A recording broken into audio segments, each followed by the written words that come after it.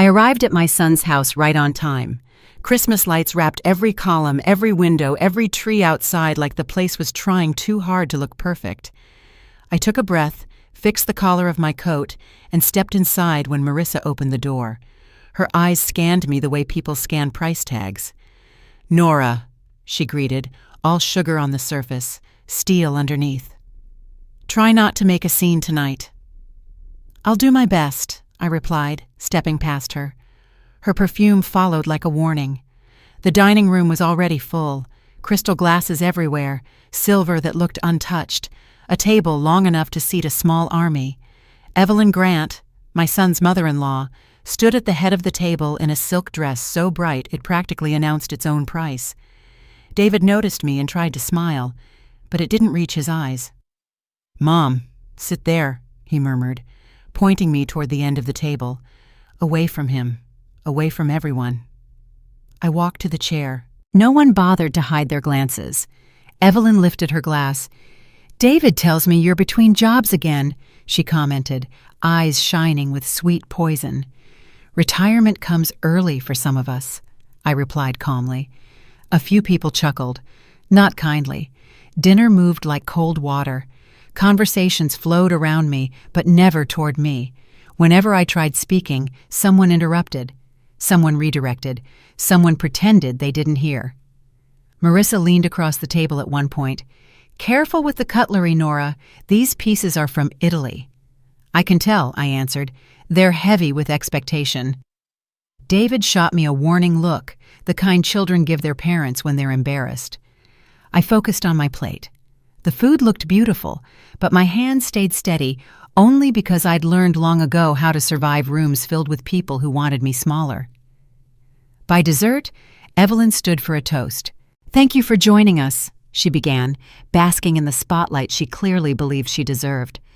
"This holiday reminds us of class, grace, and knowing one's place at the table." Her eyes flicked toward me. Marissa smirked. David looked down. I lifted my glass because everyone else did. And that's when it happened. My fingers slipped, maybe from the cold outside, maybe from being pushed to the edge for too long. The wine, deep red, expensive, proud, cascaded out of the glass and splashed across Evelyn's silk dress. Gasps broke around the table. The stain spread fast, like the dress was bleeding. Evelyn froze, staring down at the ruin. Then she lifted her head and looked at me with a hatred so sharp it could cut marble. "Do you have any idea," she hissed, "what this dress costs?" "No," I replied, "but I'm sure you'll tell me." Laughter erupted, but not the kind that warms a room, the cruel kind, the kind meant to isolate someone until they disappear. Evelyn stepped back from me like I carried disease. "That wine costs more than your car," she spat. "Good thing I walked here," I answered. My voice stayed calm. The room didn't. David shot to his feet. "Mom, enough." I met his eyes, but he wouldn't hold the stare. "Go home," he ordered, voice flat. "You've done enough." Around us, people exchanged amused looks, enjoying the performance. Marissa tapped her glass with a manicured nail. "Accidents happen, David, though some people attract them more than others." Evelyn dabbed at her dress dramatically with a napkin. She shouldn't be allowed near anything fragile. She had a name, but none of them cared to remember it. I straightened my coat. "Merry Christmas to you too," I told my son quietly. David didn't answer. I reached for my purse. A few guests whispered, not even bothering to lower their voices. One woman muttered, "This is why families should be selective." Another added, "Her son should have known better." As I turned toward the door, Evelyn called after me, "Next time, try not to bring chaos as your gift." I stopped just long enough to look back at her. "Next time," I replied, "I'll remember not everyone here earned their seat." Her mouth fell open. No one laughed at that. I walked out of the room, past the perfect decorations, past the perfect ornaments, out into the cold air that felt far more honest than anything inside that house. Snowflakes landed on my coat like tiny reminders that silence could be peaceful, if you chose it yourself. Behind me, I heard the muffled sound of voices rising again, but none of them called my name, not even my son. By the time I reached the sidewalk, the laughter inside had already faded, but the shame, that stayed, heavy, familiar, the kind you carry even when you're used to lifting more than your share. I glanced back once. The windows glowed bright, full of people who believed humiliation made them powerful. I kept walking. They didn't know it yet, but the stain on Evelyn's dress wasn't the only stain that wouldn't wash out. It was the last Christmas I'd ever walk into their house uninvited, and the first Christmas they'd regret underestimating me. The cold slapped me the moment I stepped outside. The door slammed behind me, cutting off the noise of their perfect dinner. Lights from the house spilled onto the snow, warm and golden, a contrast so sharp it almost hurt to look at. I paused on the porch, letting the winter air clear the sting in my chest. Through the window, I could still see them moving around the table. Evelyn brushing at her ruined dress. Marissa whispering something with that smug smile. David rubbing his forehead like I was the problem. My phone didn't buzz, not even once. I walked down the driveway slowly, my boots crunching through the snow. Every step felt heavier than it should. I kept replaying the moment. David standing, pointing toward the door, his voice cold. "Go home." "Go?" No hesitation, no shame. A car drove past and splashed slush near my feet. I stepped back, more out of habit than fear, years of learning how to stay out of the way. At the end of the street, I paused and glanced back at the house. No one came out. No one followed. Not even a cracked open door. They'd all gone back to their Christmas like I'd never been there. A couple walked by holding hands, laughing about a new puppy waiting at home. The sound drifted over like a reminder of a world I wasn't part of tonight. I reached my old sedan parked along the curb. Frost had crawled over the windshield in thin, white veins. I brushed at it with my sleeve and whispered, "All that money, and no manners." The engine groaned when I turned the key. It always did in the cold. The heater took its time warming up, so my breath fogged in front of me as I pulled away from the Grant estate. For a moment, I waited for my phone to ring. It didn't. For years, David used to call me right after Christmas dinner. Even if he spent the day somewhere else, he always checked in. "Merry Christmas, Mom. Did you eat yet? Are you okay?" It was our thing. Small, simple, but ours. Tonight, nothing. The road was quiet. Just me, streetlights, and tire tracks frozen into the pavement. I gripped the steering wheel a little tighter than usual. My cheek still felt warm from humiliation, not from the cold. Halfway home, a memory surfaced. David at 8 years old, tugging my sleeve after a school holiday performance. "Did you see me, Mom? Did I do good?" That little boy had trusted me with everything. He used to look at me like I was the whole world. Now he couldn't even look me in the eye. Snow fell harder as I pulled into my apartment complex. The building looked small compared to his mansion, but at least it didn't judge me when I opened the door. Inside, the air was cold. I'd turned the heat down to save on the bill. I hung my coat and sat at the tiny kitchen table, the same place I'd eaten alone for years. The silence closed around me, familiar but heavier tonight. I made tea out of habit. The kettle whistled softly. My hands wrapped around the mug, letting the warmth spread through my fingers. The phone sat on the table, black screen staring back. Not a single call from David. Not even a text. Not even a half-hearted, "You get home safe?" The kind of courtesy people give strangers. I exhaled slowly. "You used to call," I murmured. The words weren't meant for anyone, just the room. The apartment felt too small for the weight in my chest. I walked to the window and looked out at the parking lot. Christmas lights blinked from neighbors' balconies. Someone across the way laughed loudly, the kind of laugh that belongs to people who aren't grieving anything. I pressed my forehead lightly against the glass. How did we end up here? No answer. Just my reflection looking back, tired but still standing. The wine stain on Evelyn's dress would wash out or be replaced. But the words David threw at me, those would echo much longer. I finished my tea and set the cup down. My phone lit up. Not a call, just a calendar reminder for rent due next week. I let out a breath that felt like defeat. Tonight, my son had chosen his pride over his mother, and the silence afterward felt louder than any insult. I turned off the lights and headed to bed, unaware that the same silence, his silence, was about to break in a way neither of us expected. The morning came too early. I barely slept, drifting in and out between memories of last night and the cold silence that followed me home. When the mail slot clicked, I almost ignored it. Bills didn't stop for heartbreak. But one envelope stood out. Heavy paper, dark ink, my name written in a handwriting too elegant for junk mail. Cole and Whitmore Legal, Boston. My brows lifted. Nothing in my life required a lawyer, at least nothing I knew of. I slid a thumb under the seal and unfolded the letter. Notice of inheritance, Eleanor Whitmore Estate. The name meant nothing to me. The amount of confusion I felt could have filled the entire apartment. I read the line twice, then a third time. Inheritance. From whom? I sat down slowly, the chair creaking under the surprise I couldn't hide.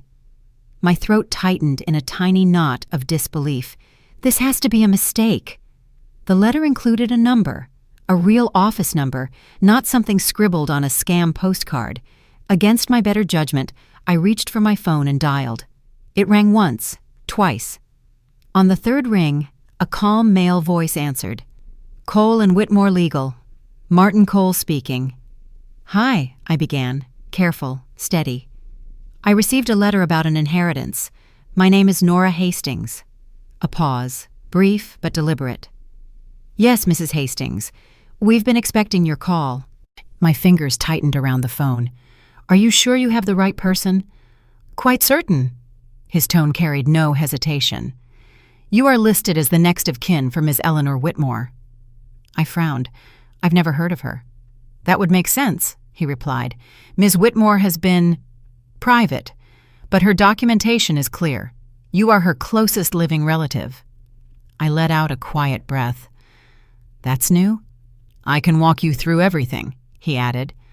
Are you available to come to our Boston office tomorrow morning? Boston? I repeated. That's unexpected. Most things worth discovering usually are. I almost smiled at his choice of words. There was something steady about his tone, something that made the situation feel real despite how unreal it sounded. When should I come? I asked. Anytime before noon. The estate file is ready. I'll make it work. Safe travels, Mrs. Hastings. The call ended with a soft click. I stared at the phone long after the screen went dark. Inheritance. Me. It sounded like a joke, a cruel one considering I'd spent years patching my life together with coupons and double shifts. No one leaves money to women like me, and certainly not strangers. The apartment felt smaller than ever. I stood up, pacing slowly past the table, past the fridge humming in the corner, past the window that looked out over a parking lot full of people living ordinary lives. My phone buzzed. Not David. Just another promotional text from the grocery store. The silence he left behind was louder today. I folded the letter carefully and set it beside my purse. My eyes kept returning to the words, next of kin, as if staring might make them clearer. A tiny voice in my head whispered, maybe life owes you one after last night. I grabbed my coat and stepped outside for air. Snow had piled on the railings, soft and untouched, a blank page waiting for the day to start. I walked around the building, letting the cold wake up my senses. A neighbor waved. I lifted a hand back, but my mind was far away, somewhere between disbelief and curiosity. Boston, a lawyer, an inheritance from a woman I'd never met. Inside, I made another cup of tea, sat down, and spread the letter on the table again. Every line was printed cleanly. No ambiguity, no scammer language, no red flags, just facts. Someone named Eleanor Whitmore died. Someone named Nora Hastings inherited her entire estate. I traced the signature at the bottom, Martin Cole, Escroix, clean strokes, confident loops, a man who didn't scribble. A lawyer doesn't sign his name lightly. My eyes drifted to the photo taped to my fridge, David and me, taken years ago before the distance grew between us. I wondered what he would say if he knew about this letter, whether he'd call, whether he'd pretend last night never happened. I pushed the thought away. This inheritance had nothing to do with him. It was the first thing in a long time that belonged to me alone. I showered, packed a small overnight bag, and laid out the cleanest clothes I had. Not fancy, but neat, presentable, dignified, something that couldn't be judged on a price tag. The idea that a stranger might have seen value in me when my own son couldn't. That thought lingered longer than it should. I checked the train schedule. There was a morning departure that would put me in Boston with time to spare. I made a reservation without letting myself overthink it. When night settled, I sat on the edge of my bed, holding the letter again, memorizing its weight.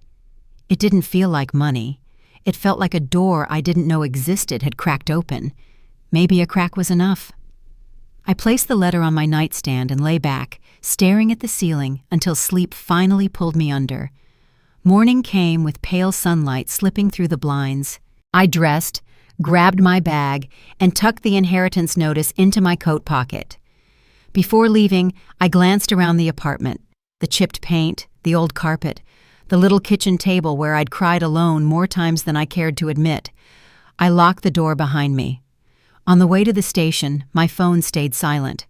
David still hadn't reached out, even after last night, even after the humiliation he'd let happen. I boarded the train. As it pulled away, I felt something shift inside me. Small, but unmistakable. A door opening wider. Whatever waited for me in Boston, it was mine to face, mine to claim. And for the first time in a long time, the silence didn't feel empty. It felt like a beginning. The train pulled into the station just after 9. Boston looked sharp in the winter light, clean sidewalks, glass buildings catching the sun, people moving like they already knew where they belonged. I stepped off with a small bag and the letter tucked safely into my coat. A cab took me through the business district, past restaurants I couldn't pronounce, and offices that probably earned more in a day than I did in a year. The driver glanced at me in the mirror. First time in the city? First time for something like this. He didn't pry. Good. I wasn't in the mood to share anything with anyone except the man whose name was on that letter.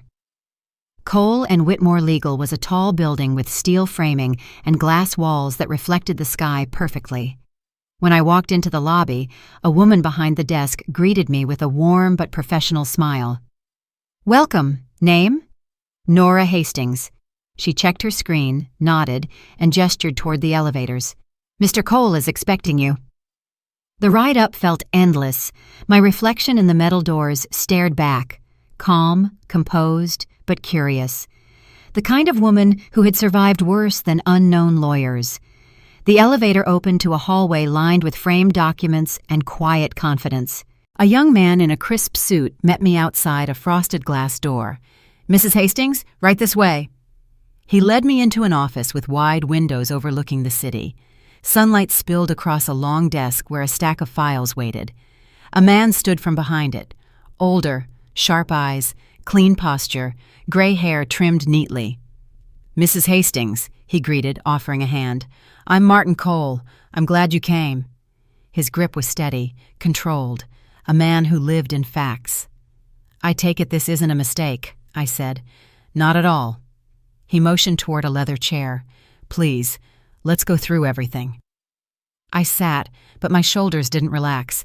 I wasn't sure if they should. He opened the top file.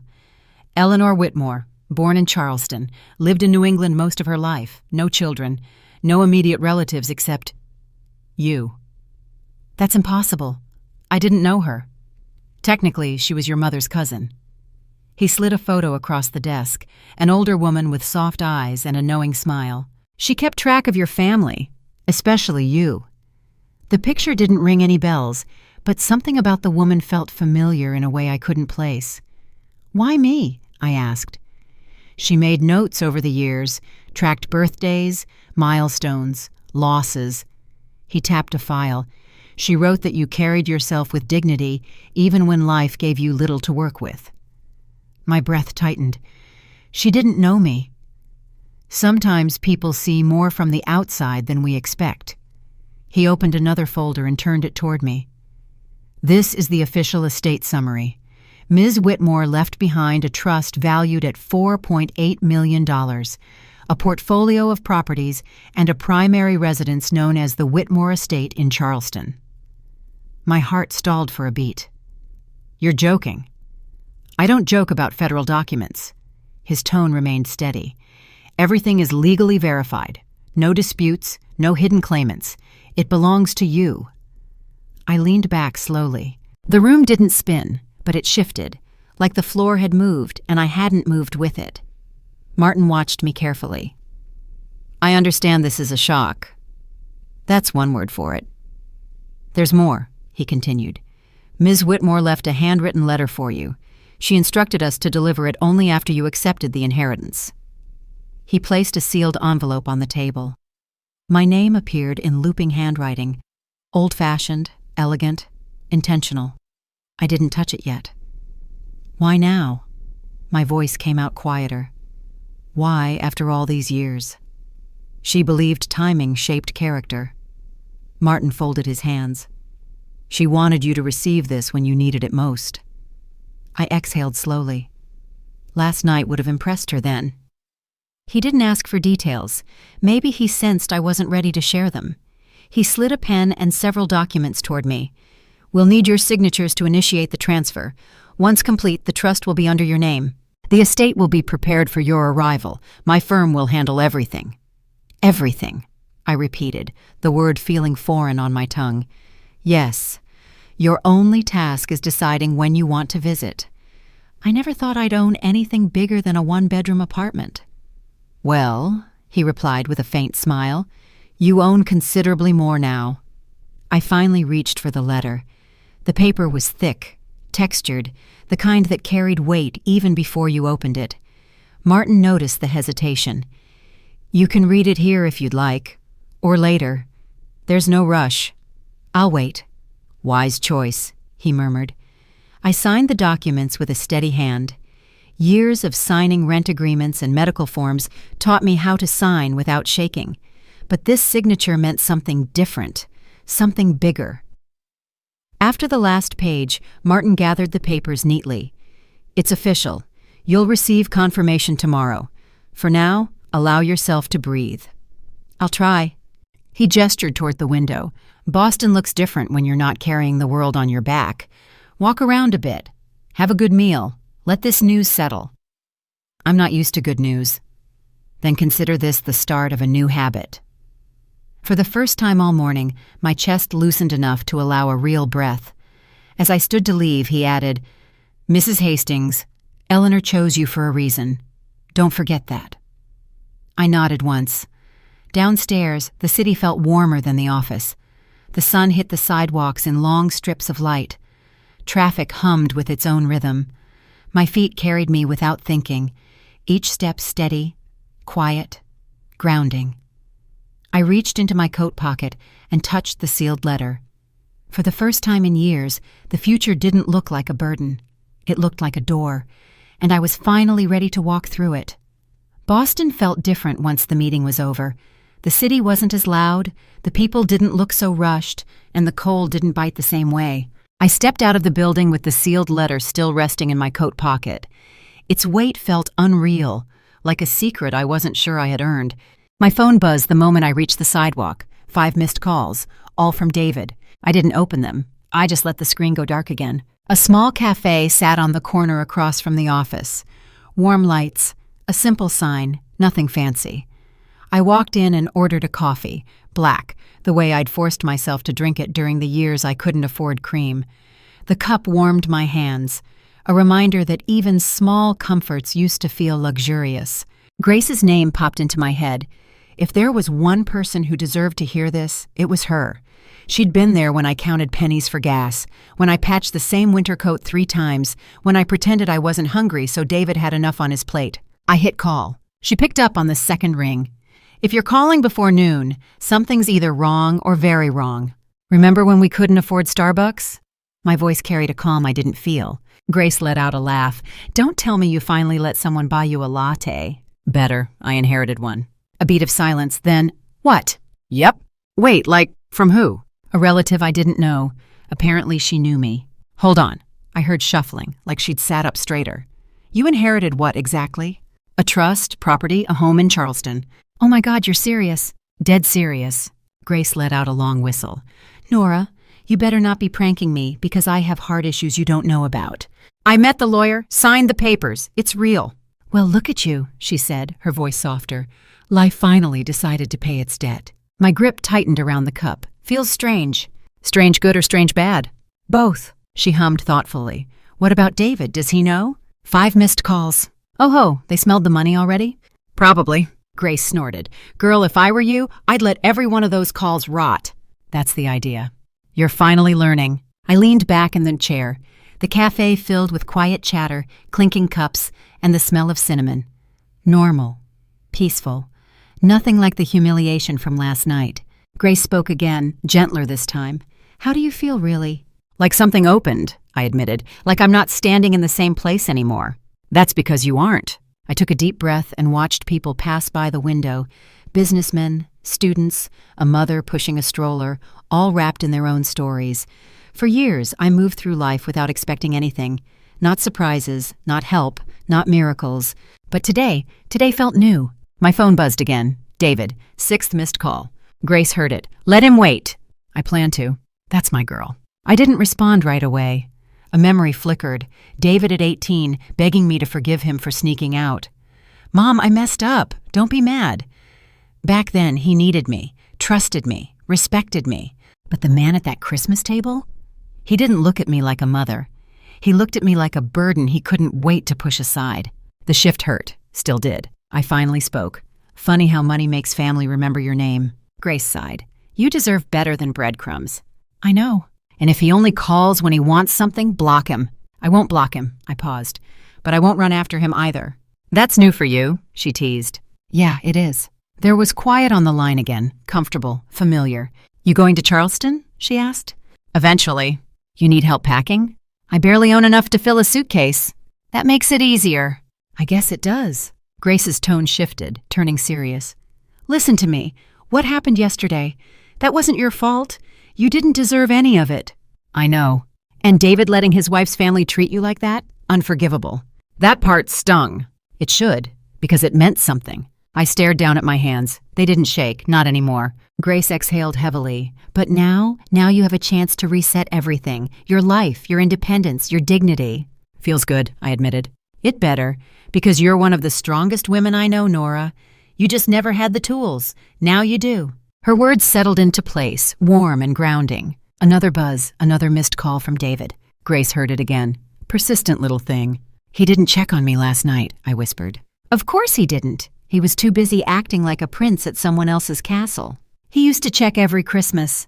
And now he doesn't. What does that tell you? That he changed. No, honey, you changed. You finally stopped standing at the door waiting for him. My breath hitched. Not from sadness, but from recognition. She was right. Something had shifted in me the moment I read Eleanor's name, the moment Martin told me, "You're the next of kin," the moment I realized life didn't forget me. It just took its sweet time. I opened my bag and touched the letter again. The paper felt warm against my fingertips, like it had been waiting decades for this exact moment. Grace asked softly, "What are you going to do now?" "Go home." "And then?" "Pack." "For Charleston?" "For a new beginning." A smile crept onto my lips, small but real. "Tell me something, Grace." "Shoot! Remember that cheap wine we used to drink? The one that tasted like regret?" "That one." She laughed. "What about it?" "I'm never touching it again." "You're unbelievable." "Maybe. But I'm proud of you." "I'm starting to be proud of me, too." A pause, a shared breath across the line. Grace cleared her throat. "Call me when you land in Charleston." "I will." "And hey, don't let anyone dim this moment, not even your son." My eyes found the window again, watching the sun reflect off the snow-covered street. "I won't." "Good." We hung up, and the cafe grew louder as my mind grew quieter. I finished the last sip of coffee, stood, and stepped outside. The cold brushed my cheeks, but it didn't feel harsh anymore. I felt awake, like a dormant part of me had finally stretched after years of sleeping. On the sidewalk, my phone lit with another call. David again. I watched it ring, then let it fade, not out of anger. Out of clarity. For once in my life, I didn't need anyone to choose me. I'd finally chosen myself. The train ride back felt calmer than the one headed to Boston. My mind wasn't racing anymore. It was sorting, files shifting, priorities moving, pieces finding their place. By the time I stepped into my apartment again, the space already felt too small for the life landing on my lap. The first thing I did was pull out a suitcase. Not because I had plans tonight, but because the act itself felt like a commitment, a promise to myself. My phone buzzed. Grace. "You home yet?" she asked the moment I answered. "Just walked in." "Good. Sit down for this. You need to get organized." "I am." "Not emotionally, physically. You have a house now." I let a soft laugh escape. That still feels unreal. "Get used to it. You're moving into a Charleston estate. Start acting like it." I opened the closet and looked at everything hanging inside. Old sweaters, worn jeans, 2 decent coats. Nothing that matched the image of a woman inheriting a multi-million-dollar home. But it didn't matter. Grace continued. "What's your plan?" "First step? Pack the things I actually care about." "That shouldn't take long." "No, it won't." My eyes scanned the shelves, photo albums, a few books, the ceramic mug David made in 2nd grade. That one I picked up immediately. Grace paused on the line. "You thinking about him?" "Not the man yesterday, the boy he used to be." "Well, carry the memory, not the guilt." "I'm trying." "And you're doing good." I placed the mug carefully in the suitcase. The rest could be replaced. This one couldn't. After a few minutes, Grace asked, "So what's next?" "Call Martin." "Go on then." I hung up and dialed Martin's office. He picked up quickly, voice steady and precise. "Mrs. Hastings, how can I assist you?" "I'm ready to move forward." "I assumed you would be." "I want the locks changed. I want the house cleaned. And I want the estate secured." "That can be arranged today," he assured. "I'll have the staff sent to the property within the next 2 hours." "Thank you." "One more thing," he added. "There's a guest book at the estate. People signed in over the years. You may find it interesting." "I'll look at it." "You'll also receive temporary access codes. Permanent keys will be issued once you arrive." "Understood." "If you need anything else, I'll call." "Very well." The call ended, leaving a firm sense of movement in the air. Things weren't just changing. They were progressing, rapidly, and for once the pace didn't overwhelm me. I finished packing the first small set of essentials and moved on to the kitchen. Most of it stayed behind. Only a single cookbook came along, the one my husband and I used years ago when we still cooked together on Friday nights. Grace texted, "Don't overthink, just take what matters." She knew me too well. As the afternoon light faded, I stood in the living room and looked at the place that held so much of my struggle. The nights I worried about bills, the days when silence felt heavier than company, the moments I wished David would walk in just to say he remembered I existed. All those years, and now I had a home waiting for me, a real one. My phone buzzed again, this time a message from Martin. "Team has arrived at the Charleston estate. Locks being replaced now. Cleaning crew on site." I replied with a simple "good." Then another message came through. "Would you like a new nameplate installed at the front?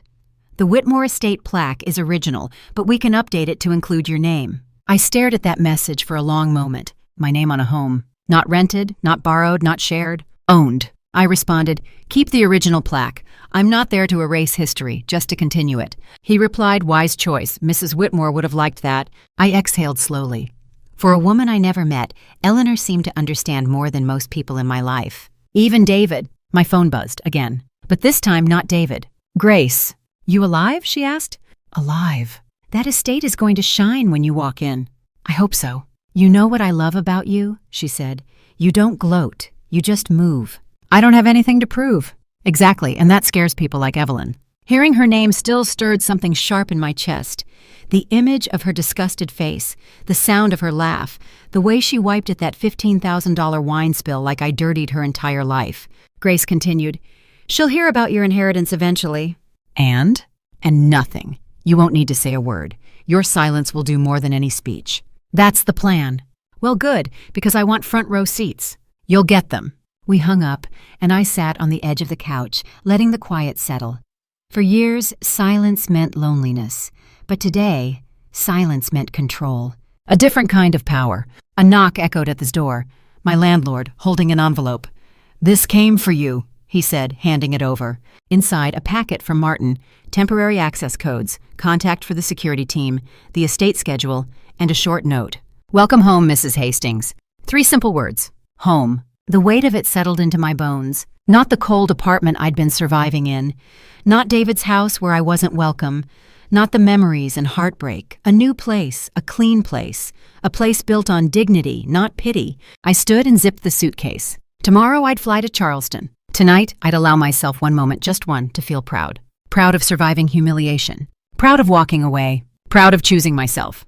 As I locked the apartment door, I realized something. I wasn't preparing for a move. I was preparing for a return. A return to a life I hadn't met yet, one finally worthy of me. I reached the Charleston estate just before noon. The sun hit the front steps in a clean, sharp line, the kind of light that made the brass nameplate glow like it had been waiting years for someone to notice it again. I stood there for a moment and let myself breathe. This house felt still, like it knew things, like it remembered Eleanor, like it recognized me. Then tires crunched on the gravel. I didn't even need to turn around. I knew that sound. David's car, too fast, too desperate. And behind him, another engine, Evelyn's. Of course she wouldn't miss a performance. The gates closed behind them as they parked. The timing almost made me laugh. David stepped out first. His face held that strange panic people only get when they think they're losing money or control. "Mom, wait, don't go inside yet." Marissa climbed out on the other side, sunglasses hiding everything except the tightness around her mouth. "We came as soon as we heard," she announced, voice forced light. Evelyn Grant emerged last, wrapped in a winter coat so stiff it might have stood up without her. She adjusted her scarf with theatrical precision. "Nora, dear," she greeted, like her words weren't dipped in poison. "We all came to smooth things over." Smooth? I glanced at the driveway cameras blinking red. "You brought an army." David took a shaky step forward. "We didn't want things to be awkward." "They already were," I murmured. Evelyn offered a bouquet of overly red roses, each petal perfect and fake in its beauty. "Peace offering." I stared at them. "Bold choice. Matches the wine from last night." Her smile froze. "We all make mistakes. Some more expensive than others." Marissa pushed her glasses up. "Can we talk? Inside?" "No." I didn't raise my voice. I didn't need to. "This isn't a social visit." David swallowed hard. "Mom, we didn't know about the inheritance. We were surprised." "Surprised?" A small laugh slipped out. "You heard I inherited something and your first reaction was to drive 3 hours without calling ahead. That's not surprise. That's urgency." Marissa stepped closer, hands clasped in front of her like she was auditioning for sympathy. "We just wanted to make sure you're okay." "You weren't concerned last night," I replied. "In fact, you watched me get laughed out of a home like I wasn't family." David flinched. "We regret that." "Regret?" I raised an eyebrow. "Or consequences?" His gaze dropped to the stones beneath us. Evelyn cleared her throat, voice cold and brittle. "We didn't come here for drama. We came because this situation affects everyone." "There it is." My tone stayed level. "The real reason." She stiffened. "Nora, be reasonable. Large estates require responsibility, oversight, family support." "Family?" I tilted my head. "Last night I wasn't even given a chair." All three froze. I let the silence work for me. It always does. Finally, David lifted his eyes, full of a mixture he didn't know how to hide. Fear, guilt, hope that I'd fix everything for him like I always had. "Mom, can we start over?" "Start over?" I studied him. "With what?" "With us. With this inheritance. With everything." I stepped back until I felt the cool metal of the front gate control panel brush my hand. "The trust Eleanor left is sealed," I told them. "Irrevocably." Marissa blinked rapidly. "Meaning?" "Meaning none of you are on it." Silence dropped so heavy, even the winter wind held its breath. David's shoulders deflated. "Mom, come on, don't shut us out. You shut me out last night, publicly." I held his gaze until he looked away. "This estate is not yours, not hers, not Evelyn's. It's mine." Evelyn scoffed, brittle and sharp. "You wouldn't even know how to manage a place like this." Funny, I mused. Eleanor thought I could. That old woman barely knew you, she snapped. She knew enough to choose me over you. A flush crept up her neck. You're gloating. Not at all. My voice stayed steady, calm, merciless. I'm clarifying. David stepped closer again, trying to reclaim ground he'd already lost. We can help you manage things, the finances, the property, I don't need help handling what I own, I interrupted. I only needed respect. And that part, you failed. He opened his mouth again, but the words tripped before they landed. Marissa tried next. Nora, we didn't mean to hurt you. You did, I corrected. And you meant every second of it. People don't laugh by accident. Her lips quivered, just slightly. We were overwhelmed. By wine or by my presence? Evelyn stepped forward with forced confidence. Enough. Her eyes narrowed. This attitude, this coldness, it isn't you. I held her stare. You don't know me. I know you're being unreasonable. And I know you're not used to hearing no.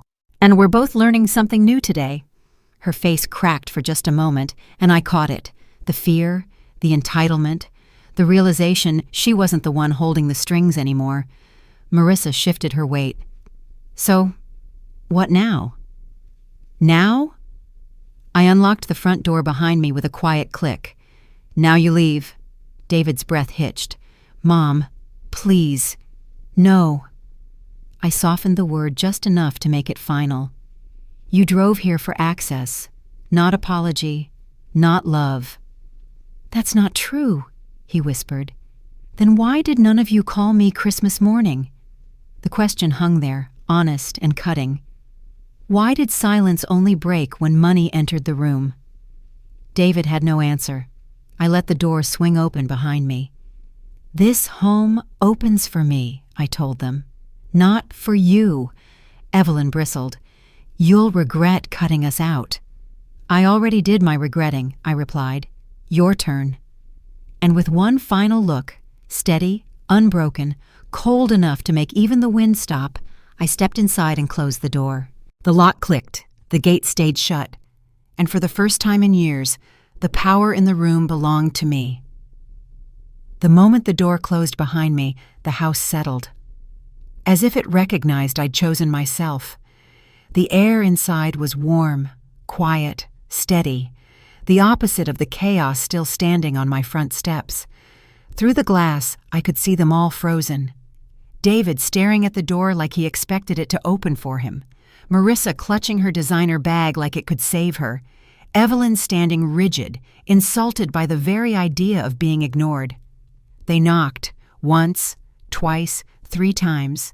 The house didn't respond. I didn't either. Instead, I walked deeper into the foyer, letting the creaking floors and old portraits greet me like family I'd finally come home to. Eleanor's presence lingered in the details. Clean lines, polished wood, quiet dignity. My phone vibrated in my pocket. David. Of course. I let it ring. Another knock rattled the door, louder this time. Mom! Open up! Please! I walked back toward the entrance but didn't open it. I stood behind the wood, close enough to hear every breath. Marissa's voice came next, shrill, urgent. Nora, this is unnecessary. We just want to talk. The lock sat under my palm. I didn't touch it. You talked plenty last night, I answered through the door, calm, even, controlled. My voice didn't need volume. The wood carried it perfectly. The knocking paused. Evelyn's voice cut in, icy and sharp. Nora Hastings, stop being dramatic and open this door. No. Silence. A stunned kind of silence, the kind people feel in their bones. Evelyn was the first to recover. You're acting like a child. And you're standing outside my home, I replied.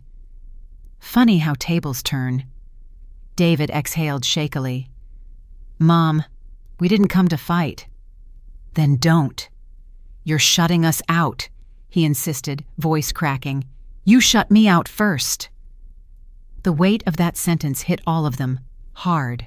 Marissa tapped on the glass with her nails. Nora, we didn't know you'd be hurt. You knew, I countered. You just didn't care." "No, that's not—" "You watched Evelyn laugh at me," I reminded her. "You watched David look away, and you stood there pretending the stain on her dress was the tragedy of the evening." On the other side of the door, Marissa shifted, her breathing uneven. David tried again, softer. "Mom, can you just let us in?" "No," he huffed. "Why not?" "You don't walk into someone's home after throwing them out of yours," I answered. "Not without consequences, and not without permission." Evelyn scoffed so loudly I could hear it through the door. "This is ridiculous. You're behaving like you suddenly matter." "I always mattered," I replied. "You just preferred pretending I didn't." Evelyn knocked once, sharply. "Nora, open, this instant." "No." "This estate is too big for one person," she continued. "You'll need help, guidance. I have a lawyer, staff, friends. I'm all set." Marissa stepped in fast. "But we're family." "Family sits," I responded. "Family makes space. Family doesn't humiliate their own to impress guests." David's voice cracked. "We made a mistake." "You made a choice," I corrected. "And this house remembers choices." Marissa let out a shaky breath. "So that's it? One bad night and we're out? One bad night?" My laugh was soft, sharp. It wasn't one bad night. It was years. Years of walking into rooms where I wasn't wanted. Years of being polite to people who didn't bother hiding their contempt. Last night was just the bill finally landing on the table. Evelyn snapped. "We didn't come for a lecture." "Good," I replied, "because I'm done teaching." A long silence followed, the kind heavy enough to taste. Then David moved closer. His voice dropped. "Mom, please, let me fix this." "You can't fix something you don't think you broke." He swallowed audibly. "I didn't mean to hurt you." "You did. I'm sorry." "I'm—" "Not enough!" Marissa stepped in sharply. "Nora, what do you want from us?" "Respect," I answered. "Bare minimum. And you failed that test." Evelyn muttered under her breath, "She's impossible." I lifted my chin, even though they couldn't see me. Impossible is surviving years of being dismissed by your own son and still showing up with a gift. Impossible is walking away quietly from a dinner meant to demean you. Impossible is getting an inheritance you never expected and still choosing dignity instead of revenge. Another beat. "You came here for access," I continued, "but what you really need is accountability." David released a long, trembling sigh. "So you're shutting the door on us?" "No," I answered. "I'm letting the door teach you." "What does that mean?" "You knocked on the wrong woman last night," I replied. "You get today's version instead." The wind carried their breathing through the frame. Marissa spoke first. "So what now?" "Now you leave." A gasp. I couldn't tell which one of them it came from. Evelyn hissed, "You can't be serious." "I am." "You think this house makes you powerful?" "It doesn't," I answered. "But remembering who I am does." David's voice broke completely. "Mom, please, we can fix this." "Fixing requires change," I replied. "Are any of you planning to change?" No one answered. Exactly. I unlocked the door, not to let them in, but to open it 2 inches, just enough to show the line they couldn't cross. Evelyn's eyes widened. "Nora, this house opens for people who treat me right," I told them, steady as stone, "which is why it's staying closed for you." Marissa whispered, "We came all this way. And you'll drive all the way back." David flinched like the words hit him physically. "Mom, don't do this." "You already did." Silence. Real silence this time. The 3 of them stood there, defeated in different ways. Evelyn furious at losing control. Marissa rattled. David completely undone. I closed the door the rest of the way. No slam, no drama. Just a final, quiet decision. Inside, the house stayed warm and still, like it approved. Like it had seen this scene before. Like it had been waiting for me to take my place. The afternoon sun dropped lower, turning the estate's courtyard into long, stretched shadows. I stood in the hallway, watching through the front windows as they walked back toward the gates. 3 silhouettes shaped by entitlement, panic, and outrage. David reached the gate keypad first. His shoulders looked tight, wired, almost shaking. He pressed the button. Nothing. Pressed again. Still nothing. Marissa leaned forward. "Try the code again." "That is the code," David snapped, fumbling at the keypad. Evelyn lifted her chin in disgust. "The system must be broken. These old houses, nothing works properly." Right on cue, the small speaker beside the gate buzzed to life, clear and sharp. "The system works fine," I stated evenly, watching them jump. David spun toward the speaker. Mom, come on, just open it." "No," Marissa blinked. "What do you mean, no?" "It means the gate stays closed." Evelyn stepped closer, furious. "Nora, this is childish." "No," I answered calmly. "This is boundaries." David ran a hand through his hair. "Mom, we can't stay out here." "You could leave," I suggested. "We drove 3 hours." "And you can drive 3 more." Marissa tried a softer tone. "Nora, please, the neighbors can see us." "They also saw you laughing last night," I replied. "Shouldn't be a problem." Evelyn gripped the bars with both hands. "Let us out." "You're out," I corrected. "Just not through here." David pressed the intercom again. "Mom, this isn't fair." "Neither was Christmas dinner." He froze, breath stalling in his chest. I continued, unflinching. "You let them laugh. You let them throw me out. You let me walk into the cold like a stranger. You didn't lift a hand then. Don't lift one now." Marissa glanced around nervously. "Nora, look, people could record this." "They're welcome to." Evelyn nearly choked on her outrage. "You're humiliating us." "No," I said. "You handled that part yourselves." David exhaled, voice breaking. "Mom, I'm trying." "Try harder," I replied, "because this isn't effort. This is fear of consequences." Marissa hit the gate with her palm. "We came to apologize." "No," I corrected. "You came to negotiate." Evelyn snapped. "We deserve basic decency." I raised an eyebrow, even though they couldn't see me. "You didn't offer it." "This is beneath you," Evelyn barked. "And yet, here you are, on the wrong side of a gate." David's shoulders slumped. "Mom, can you at least tell us what you want?" "Space." Marissa threw her hands up. "This is insane. We're family." "You remembered that today," I replied. "Yesterday you forgot."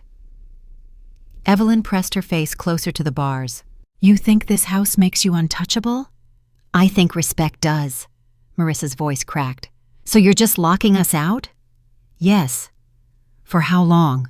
David asked, desperation rising. "As long as it takes for you to remember who I am." They went silent. Even the wind stalled. I watched all 3 of them stand there, trapped, powerless, confronted with a truth they'd never expected. The woman they dismissed now owned the ground under their feet, and the gate keeping them away from it. David leaned toward the intercom again. "Mom, please, I'm freezing." I let a beat pass. "Cold builds character," I answered. Marissa gasped. "Nora!" I didn't soften. "Character is useful. You all need some." Evelyn nearly shrieked. "You can't keep us here." "I'm not keeping you anywhere," I replied. "You're free to walk to the road. It's only half a mile." David whispered something under his breath, something small, something defeated. Marissa hugged her coat tighter. "We didn't think you'd change like this." "I didn't change," I answered. "I returned to myself." Evelyn jabbed a finger at the camera. "Mark my words, Nora Hastings. You'll regret—" "No," I cut her off. "Not this time." The intercom went silent. The 3 of them stood there, helpless. David finally turned, shoulders dropping, walking slowly toward the long gravel driveway. Marissa followed a step behind, still glancing back. Evelyn stood frozen another moment before storming after them, muttering curses she didn't think the camera could pick up. The security feed flickered as their figures grew farther and smaller. Then, my phone rang. "Martin." "They're gone," he announced without greeting. "I saw. And they won't get past the gate again," he continued, "not without your permission." "Good. One more thing," he added. "Eleanor would be proud of you." I let that sit. "I hope so. Get some rest, Mrs. Hastings. You've earned the quiet." He hung up. Outside, the estate gates remained closed, steady, firm, loyal. Inside, the house felt warm. For the first time in years, I didn't feel like someone waiting for a seat at someone else's table. I felt like the woman who owned the table. I walked upstairs to the master bedroom. On the nightstand, the old leather envelope from Eleanor sat waiting. I finally sat down and pulled out the letter. Her handwriting was elegant, softened by time. "Nora, dear, if you're reading this, it means life finally turned in your direction. What I leave you is not meant to change you, only to restore you. Do not let anyone, especially those who carry your blood, treat you as less than you are. You must not step aside for them anymore." I lowered the letter, a lump rising in my throat, not from sadness, but from relief. Someone had seen me, really seen me. My phone buzzed on the dresser. One single message lit up the screen. "David. Merry Christmas, Mom. I'm sorry." I stared at the words. Years ago, I would have called him immediately. I would have soothed his guilt, told him it was okay, fixed everything for him. But tonight, I didn't rush. I typed a simple reply. "Merry Christmas, David. No promises, no fixing, just a door left slightly ajar, but on my terms." I turned off the lamp and walked to the window. Outside, the snow was falling again, covering the tracks of their tires, covering the humiliation of yesterday, leaving everything clean and white. The silence in the room wasn't heavy anymore. It was peaceful. For the first time in my life, I wasn't waiting for the morning to decide who I was. I had already decided, and choosing myself felt exactly like coming home. As I stood there on that balcony, watching the morning settle over a life I never thought I'd have, I realized something simple, something powerful. We don't always get to choose how our story begins, but we always get to choose where it leads next. If my journey meant something to you, if it reminded you of your own strength, your own worth, then thank you for staying with me until the end. Your time, your presence here, that means more than you know. And if you'd like to walk with me through more stories like this one, stories about dignity, family, truth, and the quiet courage it takes to choose yourself, I hope you'll join me again. Feel free to like the video, subscribe to the channel, and tell me in the comments where you're listening from. I always love seeing how far these stories travel, how far strength can reach. Thank you for being here. And until the next story, take care of yourself, stand tall, and remember, your life is still yours to rewrite. See you in the next video.